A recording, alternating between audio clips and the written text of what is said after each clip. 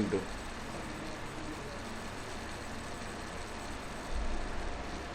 ठीक है, exercise 8.2 addition. ठीक है, आइए कंटिन्यू करते हैं। देखिए क्या क्वेश्चन लिखा हुआ है। क्वेश्चन ये लिखा हुआ है कि इस तरीके का आपके पास एक डायग्राम है।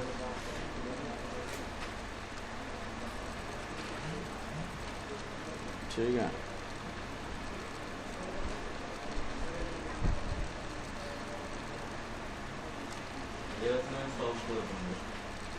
हाँ आप लोग एक वो दे सकते हैं मेरे को एडवाइस। यहाँ सी, यहाँ पर बी, यहाँ पर ए, यहाँ पर ई और ये आपके पास डी। आपने जो शो करना है वो ये है, टू प्रूफ जो करना है।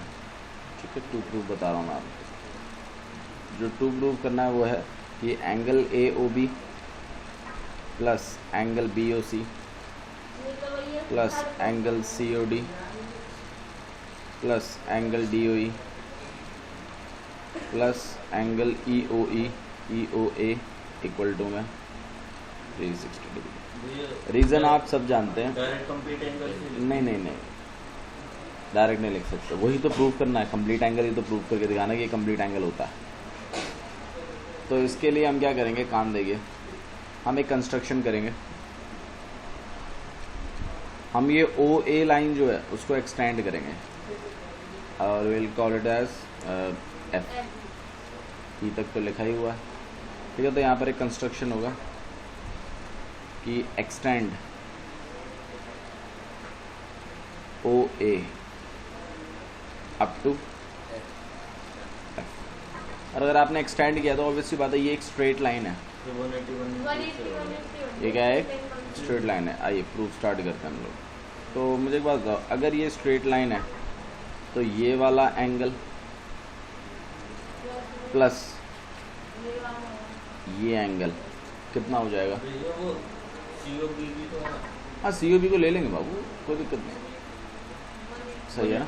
या फिर अगर आप चाहें तो मुझे बात बताओ, ये वाला एंगल प्लस ये वाला एंगल प्लस ये वाला एंगल कितना? 180। सही बात है ना? हम लिख देते हैं कि अच्छा रीज़न तो बताओ। वो बताए वरदान। हाँ जी, क्योंकि ये क्या है, एक स्ट्रेट एंगल है। Angle A O B plus angle B O C plus angle C O F. ठीक है, plus angle C O F equal to में कितना है? 180। और रीज़न हम क्या लिखेंगे इसका? Straight angle. क्या लिखेंगे हम लोग?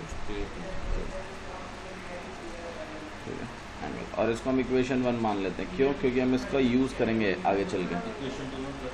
इक्वेशन 2 में प्लस करेंगे इसको। ठीक है, दूसरी इक्वेशन देख लेते हैं। मुझे बात हो, जैसे अगर ऊपर में बन रहा है तो भाई नीचे में भी तो बन रहा है।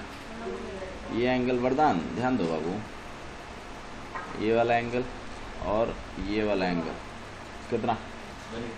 रीज़न आपस में स्ट्रेट एंगल। तो angle A O E plus angle E O D plus angle D O F equal to में कितना? और रीज़न क्या है? Straight angle. रीज़न क्या आपके पास? Straight angles. And this is equation second. Add करते हैं अब तो मेरे ख्याल से ऐड कर देते हैं इक्वेशन 1 एंड इक्वेशन 2। ठीक है, ऐड इक्वेशन 1 एंड 2। तो आपका angle A O B plus angle B O C plus angle C O F plus, ठीक है, plus angle A O E plus angle E O D plus angle D O F equal to में कितना? 180 plus 180 है ना? यहाँ हो जाएगा आपके पास 360। ऐसे नहीं बाबू, थोड़ा सा एक काम होना है। देखो यहाँ पे, देखो मैं आपको बता देता हूँ। देखो ये जो मैंने ये छोटा वाले एंगल्स लिया ना, ये एक्सटेंशन ही तो लिया है। इन दोनों एंगलों को प्लस करवा के हम ये कंप्लीट एंगल लिख सकते हैं कि नहीं लिख सकते? ई सी ओ डी। क्योंकि ये वाली लाइन तो हमने बनाई है ना खुद से, तो हमें अब इन दोनों एंगलों को प्लस भी करवाना पड़ेगा यहाँ पर। तो हम क्या करेंगे? सी ओ एफ जो एंगल है, और DOF ऐड कर रहे हैं, सिंपली आईडी तो यहाँ पे लिखा हुआ है ना, COF प्लस EOD, इनको प्लस करके क्या मैं COD लिख सकता हूँ एंगल ना, तो हम लिख देंगे इस बात को कि angle AOB plus angle BOC plus angle COD, इन दोनों को प्लस करके COF और COF है, कौन सा एंगल है ये, COF और FOD है, EOD नहीं है, sorry, not EOD, it's DOF, ठीक है ना। हाँ जी, इनको प्लस करके COD आ जाएगा, प्लस में एंगल AOE और प्लस में एंगल EO। अब आप नहीं आया समझ में, सिंपल क्वेश्चन है मेरे ख्याल से, सिंपल प्रूफ है, और इसके हिसाब से क्वेश्चन करना है। आइए let's move to the next question. ठीक है, क्वेश्चन नंबर 7 देखिए, RD शर्मा का ये एक्सरसाइज 6.2 का। How many pair of adjacent angles in all you can name. आपको एडजेसेंट एंगल्स बताने हैं, तो एडजेसेंट एंगल की प्रॉपर्टी क्या है, एडजेसेंट एंगल्स की प्रॉपर्टी क्या है, जो एक दो तो एंगल जो सेम वर्टेक्स को शेयर हाँ जी, एक तो उनका कॉमन आर्म होना चाहिए, क्या होना चाहिए, कॉमन आर्म, और क्या होना चाहिए, कॉमन वर्टेक्स होना चाहिए। ठीक है, इन दोनों प्रॉपर्टीज़ को ध्यान रखिएगा और एडजेसेंट एंगल बताइएगा कौन कौन से हो जाएंगे। आइए देखते हैं कितना दिमाग आप लोग लगा पाओगे।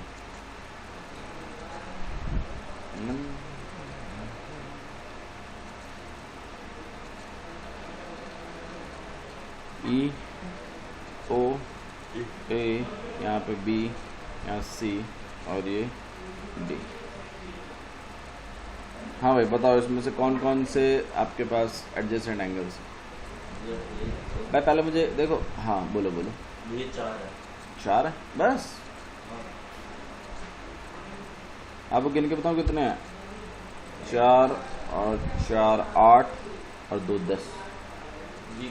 वही तो बात है, तभी तो दिमाग नहीं लगा रहा तू। भाई सबसे पहले मुझे एक बात बताओ, इसके एडजेसेंट एंगल बता दो। चलो EOC के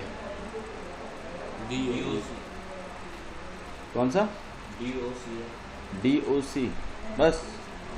भाई इसका एडजेसेंट एंगल सिर्फ यही है, ये नहीं है, अरे ये नहीं है क्या जो मैं पूछ रहा हूँ, DOB नहीं हो सकता या फिर DOA नहीं हो सकता। फिर बोल जल्दी बता, फिर आप मना क्यों कर रहे हो, सही बात है ना। अब वो सोचना पड़ेगा ना, इतना आगे तो सोचना पड़ेगा। ठीक है, तो आइए पहले EOD के एंगल्स लिख लेते हैं। एडजेसेंट एंगल्स कौन कौन से पड़ेंगे, EOD के एडजेसेंट एंगल्स होंगे आपके पास DOA, ठीक है, एंगल DOA। एडजेसेंट एंगल्स के पेयर्स लिखने हैं। अच्छा जी, एंगल EOD और किसके साथ लिखा जा सकता है, DOB के साथ, ठीक है,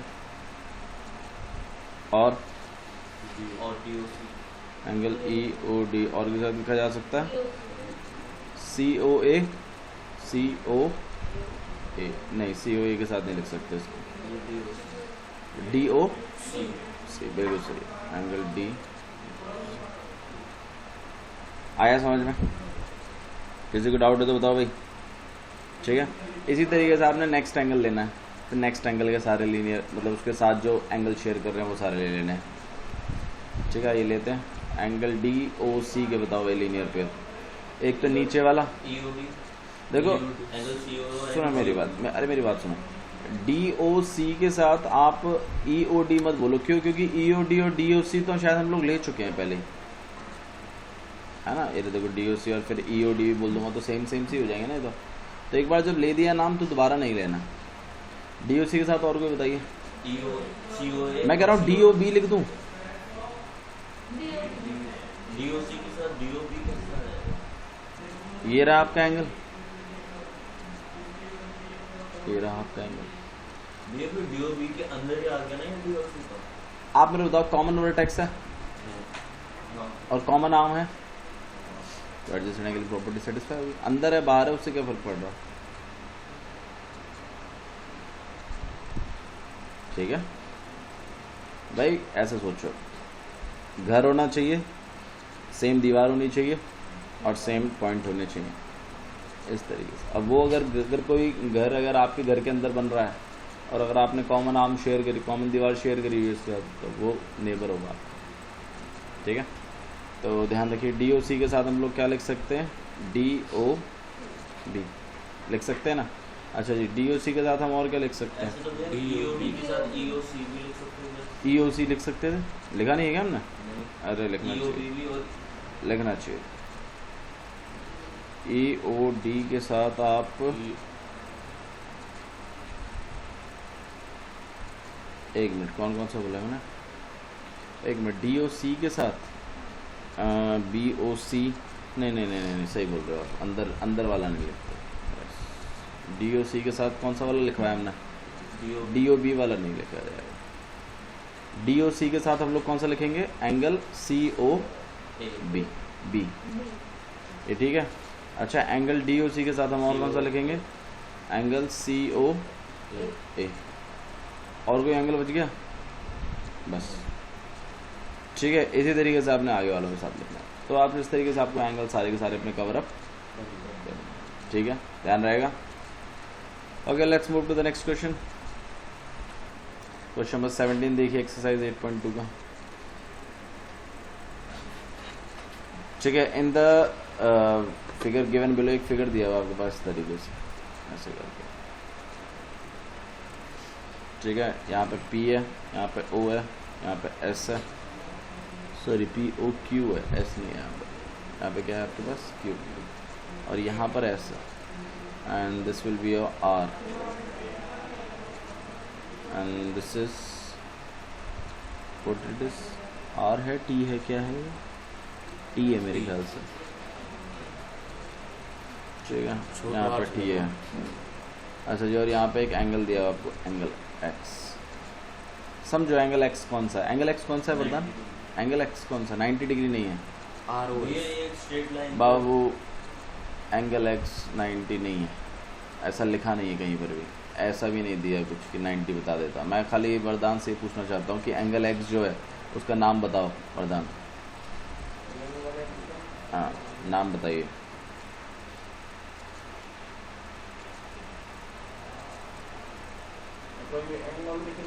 हाँ बाबू, एंगल X का नाम बता दो, इस वाले एंगल का, ये जो एंगल बनाया ना मैंने, इसका अगर नाम लेंगे तो कैसे लेंगे बताओ।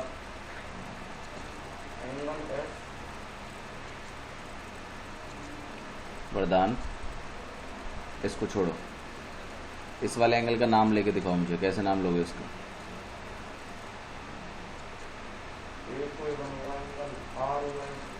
ROS कैसे बन जाएगा बाबू, ROS बन जाएगा, ये दो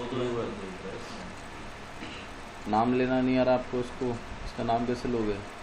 ये मैंने आपको पहले ही बताया था, ये एंगल किन दो आर्म्स के ऊपर बना हुआ है, एक इस वाली लाइन पे बना है, एक इस वाली लाइन पे बना है, तो इसमें बीच वाली लाइन का तो रोल ही नहीं है, तो इससे घबराने की तो ज़रूरत है ही नहीं आपको, नाम ले दो। एंगल ROP कैसे बन जाएगा वरदान, किन दो लाइनों पे बन रहा है, SO और PO पे बन रहा है ना, तो नाम कहाँ से लोगे, या तो यहाँ से ले दो और या तो यहाँ से ले दो, लो इसका नाम, या फिर आप R क्यों ला रहे हो बीच में, आया समझ में, ठीक है। तो इसका नाम क्या होगा, एंगल POS। आइए क्वेश्चन देख लेते हैं, क्वेश्चन में क्या चीज़ गिवन है हमें, ठीक है।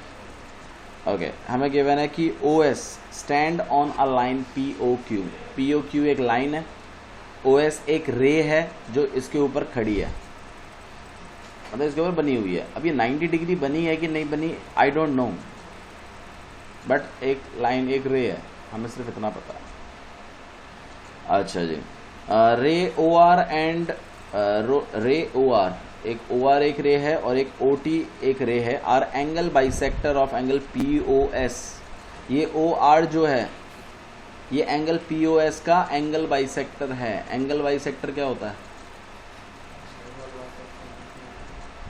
ठीक है, अगर कोई लाइन किसी एंगल को इक्वल पार्ट्स में डिवाइड करती है तो वो क्या कहलाती है, उस लाइन, वो लाइन उस एंगल की क्या कहलाती है, एंगल बाइसेक्टर। तो OR एक एंगल बाइसेक्टर है, किसका? एंगल POS का। POS एंगल X है, तो मुझे बात बताओ इसका जो एंगल बाइसेक्टर होगा वो इसको x/2 और इसको x/2 में बांटेगा कि नहीं बांटेगा? सही है कि गलत है भैया? सही है ना? अच्छा जी। और OT भी एक एंगल बाइसेक्टर है, तो मतलब उन्होंने इस वाले एंगल को और इस वाले एंगल को भी हाफ हाफ में बांट दिया। ठीक है, बात समझ में आई मेरी? अच्छा जी। इफ POS इक्वल टू में X angle then find angle ROT। आपने मुझे ROT बताना है कि कितना होगा। ROT मतलब ये वाला एंगल आपने मुझे बताना है, इसकी वैल्यू कितनी होगी? ये POS में 90 डिग्री नहीं कर सकते, अगर उसने ये बता मुझे POQ एक लाइन है। POQ क्या है? लाइन। POQ एक लाइन है, तो ये OS जो आप बोल रहे हो 90 नहीं लिख सकते। तो हम लोगों ने कल जो है वो अल्टरनेट इंटीरियर करस्पॉन्डिंग एंगल्स ये सब भी पढ़े थे। ठीक है, थोड़ा सा एक बार क्विक रिवीजन कर लेते हैं फटाफट। ठीक है, उसके बाद एक्सरसाइज कंटिन्यू करते हैं डायरेक्टली। ठीक है वरदान, ध्यान दीजिए। हाँ जी, वो आसान इसीलिए क्योंकि आपको बेसिक आता है। तो मान लीजिए ये आपके पास इस तरीके से, मैंने जो होमवर्क दिया था वही बता दो। चलो ऊपर वाला देखो, मेरे को एंगल्स दिखा दो कौन कौन से थे वो। स्टार्टिंग में 4 एंगल 4, एंगल 3, एंगल 2, एंगल 1, ये वाला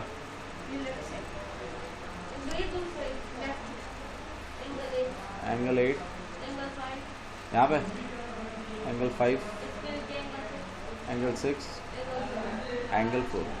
एंगल 7। अच्छा सॉरी, हाँ एंगल 7 आएगा। ठीक है, तो पहले मुझे बात बताओ, चलो हम लोग अल्टरनेट इंटीरियर एंगल्स का पेयर बना लेते हैं। कौन कौन से होंगे हमारे? अल्टरनेट होने चाहिए और क्या होने चाहिए साथ साथ? इंटीरियर। तो बताओ एंगल 1 का, एंगल 1 किसके इक्वल होगा? एंगल 5। भाई एक लेफ्ट साइड में, दूसरा कहाँ है? राइट। अल्टरनेट है ना, और इंटीरियर है। भाई इंटीरियर 4 ही एंगल हैं, एक ये, एक ये, एक यहाँ पे ये और एक ये। तो एंगल 1 का अल्टरनेट इंटीरियर कौन होगा? इसी तरीके से एंगल 2 का अल्टरनेट इंटीरियर कौन होगा? एंगल 8। और अल्टरनेट एंगल्स हमेशा क्या होते हैं? इक्वल होते हैं। क्या होते हैं? हमेशा इक्वल। इसी तरीके से अल्टरनेट एक्सटीरियर भी होता है। अल्टरनेट एक्सटीरियर मतलब लेफ्ट राइट के होने चाहिए और बाहर के होने चाहिए। तो बाहर के एंगल्स तो यही 4 हैं। तो एंगल 4 का अल्टरनेट एक्सटीरियर कौन हो जाएगा? और एंगल 3 का कौन हो जाएगा? एंगल 7। और ये भी क्या होते हैं? इक्वल होते हैं। नेक्स्ट है आपके पास करस्पॉन्डिंग एंगल्स। करस्पॉन्डिंग एंगल्स, एक अंदर का और एक बाहर का होना चाहिए और सेम साइड के होने चाहिए। तो मुझे बात बताओ, एंगल 4 का करस्पॉन्डिंग एंगल कौन होगा? भाई ये बाहर का है ना, तो अंदर का होना चाहिए और सेम साइड का होना चाहिए। तो एंगल 4 इक्वल टू में एंगल, और करस्पॉन्डिंग एंगल भी क्या होते हैं? इक्वल होते हैं। ऐसे एंगल 1 का कौन होगा? वरदान, अब बाबा जी है, तुझे इसके बारे में कुछ पता है क्या? पूछ रहा हूँ मैं, पक्का? एंगल 1 का कौन होगा? एंगल 7। रीजन क्या होगा? Corresponding angle. अच्छा, एंगल 3 का करस्पॉन्डिंग एंगल? एंगल 5। एंगल 2 का? एंगल 6। ये सारे एंगल्स तभी पॉसिबल हैं जब दो पैरेलल लाइन एक ट्रांसवर्सल द्वारा काटी जाती हैं। मतलब लाइनों का पैरेलल होना ज़रूरी है। अगर लाइनें पैरेलल नहीं हैं तो बेशक कोई लाइन ऐसे काट ले किसी को भी, मतलब मान लो अगर ऐसा है, जैसे मान लो ये एक लाइन है और ये एक और लाइन है, बेशक कोई लाइन काट ले, अल्टरनेट पल्टरनेट कुछ नहीं बनने वाला, उसमें कुछ भी नहीं बनने वाला। मेरी बात समझ में आ रही है? तो लाइनों का पैरेलल होना बहुत ज़रूरी है, तभी आप alternate corresponding, alternate interior, alternate exterior, को इंटीरियर एंगल्स बता सकते हैं। तो इसका उल्टा भी होगा। अगर मान लीजिए कभी मैंने, मान लीजिए इस तरीके से आपके पास दो लाइनें जा रही है और ऐसे हो गया, और अगर मैंने इस अल्टरनेट एंगल को इक्वल दिखा दिया, इंपॉर्टेंट बात कह रहा हूँ मैं, सुन लो इधर अक्ष, 100 बाद में लेना। अगर लाइनें पैरेलल हैं तो अल्टरनेट एंगल क्या हो जाते हैं, इक्वल हो जाते हैं। और अगर अल्टरनेट एंगल अगर इक्वल हो जाएं तो लाइनें क्या हो सकती हैं। तो अगर आपको दो लाइनों को पैरेलल दिखाना है तो किसी तरीके से उसके अल्टरनेट इंटीरियर या अल्टरनेट एक्सटीरियर और या तो करस्पॉन्डिंग एंगल्स और या तो को इंटीरियर एंगल्स का सम 180 दिखवा दीजिए, आपका काम हो जाएगा। जो भी आसान रहेगा वो आप अपने आप से हिसाब से देख लेना। मतलब मैं ये कह रहा हूँ कि अगर चारों में से कोई भी प्रॉपर्टी अगर आप सेटिस्फाई करवा देते हो तो लाइनें पैरेलल भी हो जाती हैं। बात समझ में आ रही है? अच्छा, को इंटीरियर एंगल्स क्या होते थे भाई? जिनका सम 180 होता है और वो एक ही लाइन पर, एक ही साइड पे होते हैं और दोनों इंटीरियर हैं। दोनों क्या हैं? इंटीरियर। तो को इंटीरियर एंगल्स।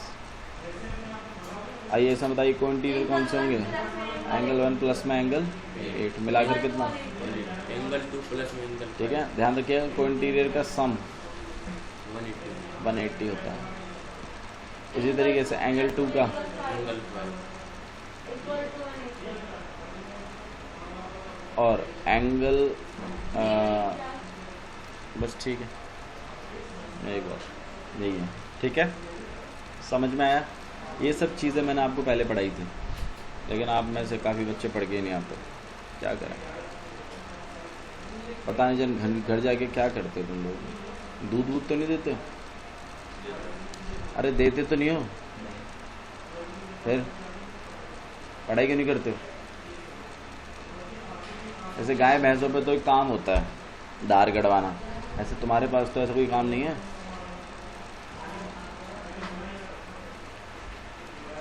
अबे यार, पढ़ाई का काम है, वो भी नहीं करते। क्या करेंगे जिन तुम्हारा समझ में नहीं आ रहा घर वाले। एक्सरसाइज 6.2। एक बात को हमेशा ध्यान रखिए, अगर आपको कोई फॉलो कर रहा है तो आप गलतियां अफोर्ड नहीं कर सकते। If somebody is following you, like you are the idol for him or her, and you cannot do mistakes, silly mistakes. भैया भूल गए, भैया ये हो गया, भैया वो हो गया। उसको तो आपको ये दिखाना है कि देख इतना प्रॉब्लम था फिर भी मैंने काम करके दिखाया, तो तू क्यों नहीं कर सकता। ऐसा होना चाहिए। अगर सुबह मैं ही अगर लेट आऊँ तो सच बता तुम में से कितनों का मन करेगा आने का? मैं जब तुम आते हो मैं तुम्हें यहाँ बैठा मिलता हूँ ना, कभी कभार का तो मैं कहता नहीं तो मोस्टली मैं आ ही जाता हूँ। अगर मैं ही 15-15, 20-20 मिनट लेट आऊँ तो तुम्हारा मन करेगा आने का? नहीं करेगा ना। ये बात, जो लीडर होता है वो हमेशा आगे चलता है और करके दिखाता है काम को। Don't repeat such mistakes please. Exercise 6.2 question number 1 देखिए क्या लिखा हुआ है। इन द फिगर 6.28, देखो 6.28 एक डायग्राम बना हुआ है ऐसा। NCERT क्वेश्चन है, ठीक है। इसमें ये 50 है, सुन तो लो बाबू, सुन लो पहले। ये x है, ये y है और ये 130 है।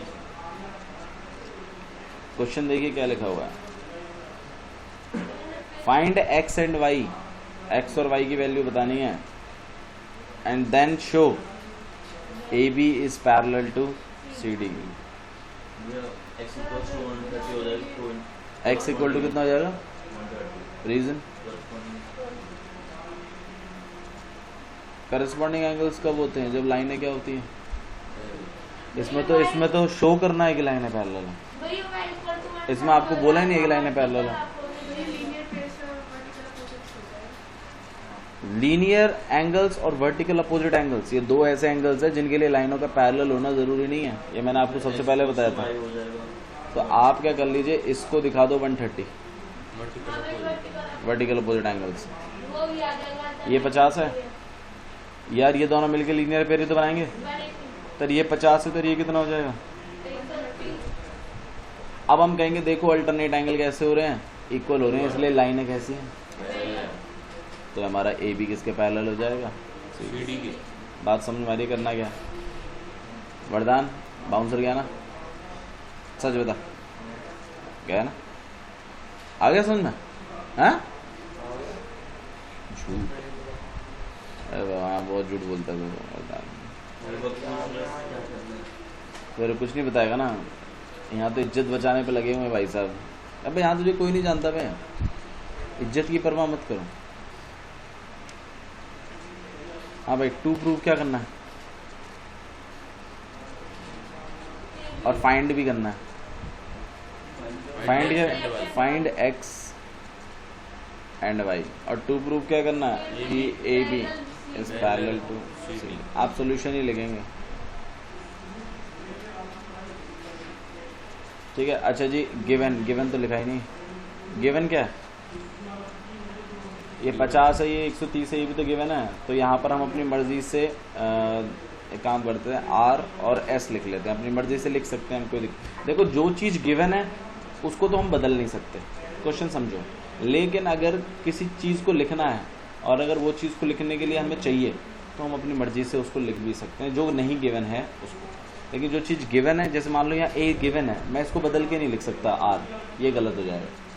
लेकिन जहाँ गिवन नहीं है, जैसे मान लो यहाँ गिवन नहीं था तो मैंने अपनी मर्जी से क्या लिख दिया, लेकिन आपके डायग्राम में वो दिखा होना चाहिए, ठीक है। तो हमें गिवन है कि एंगल आर, यहाँ पे भी हमें कोई पॉइंट नहीं है, इसको हमें काम करते हैं, इसको हम पी दे देते हैं, इसको हम क्यू दे देते हैं, ठीक है। तो angle R P A equal to में कितना है आपके पास? 50 डिग्री। और angle S Q C equal to में कितना है? मेरी बात समझ में आ रही है ना? हम अपनी मर्जी से लिख सकते हैं, ऐसी कोई प्रॉब्लम नहीं है एज सच, ठीक है। एक ये लाइट बंद करो ना, कॉर्नर वाली, सबसे ऊपर वाली कॉर्नर की। अब दिख रहा है थोड़ा आगे। तो हम लोग क्या करेंगे, स्टार्ट करेंगे। हम लोग स्टार्ट कैसे करेंगे कि भाई angle R P A plus angle X equal to में कितना? रीज़न बता दो भाई, कोई बता भाई वरदान, रीज़न। ये वाला एंगल और ये वाला एंगल प्लस करके 180 है, रीज़न। स्ट्रेट एंगल कहाँ है यार? मैं तो स्ट्रेट एंगल होगा या तो लीनियर पे होगा, तो मैं इसको ये होगा। अरे तो रहने, ठीक है। तो एंगल आर पी है तो हमें पता ही कितना है, 50। यहाँ पे एक्स इक्वल टू में कितना है? 180। एक्स को अकेला कर देते हैं, 180 माइनस 50 दैट इज 130। तो एक्स की वैल्यू कितनी होगी? सही है, तो दिस विल बी 130 डिग्री, ठीक है। अच्छा जी, ऐसे यहाँ पे ये वाला और ये वाला एंगल भी क्या हो जाएंगे? इक्वल हो जाएंगे। तो हम लिख देते हैं इसको, एंगल को, angle C Q S equal to में एंगल क्यू इक्वल टू में एंगल वाई। रीजन, और सी क्यू एक्स कितना है आपके पास? 130 डिग्री। और यहाँ पे वाई, तो वाई इक्वल टू में कितना आएगा? 130 डिग्री। तो एक्स और वाई की दोनों की वैल्यूज तो आएगी हमारे पास। अब आप कह सकते हो, नमस्ते, अब आप लिख सकते हो कि जो आपका एक्स है, एक्स और वाई की दोनों की वैल्यूज क्या है? इक्वल है। एक्स इक्वल टू में वाई। रीज़न क्या लिखोगे? 130 डिग्री ईच, सही है। तो आप लिख सकते हो hence A B is parallel to C D. Reason बताओ भाई। If alternate angles, if alternate interior angles are equal then lines are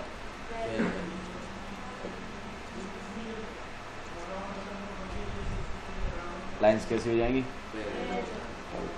आया समझ में? सच्ची था भाई, ठीक है वरदान, ठीक है। Okay, for the remaining question we will continue tomorrow, ठीक है। That's all for today, thank you.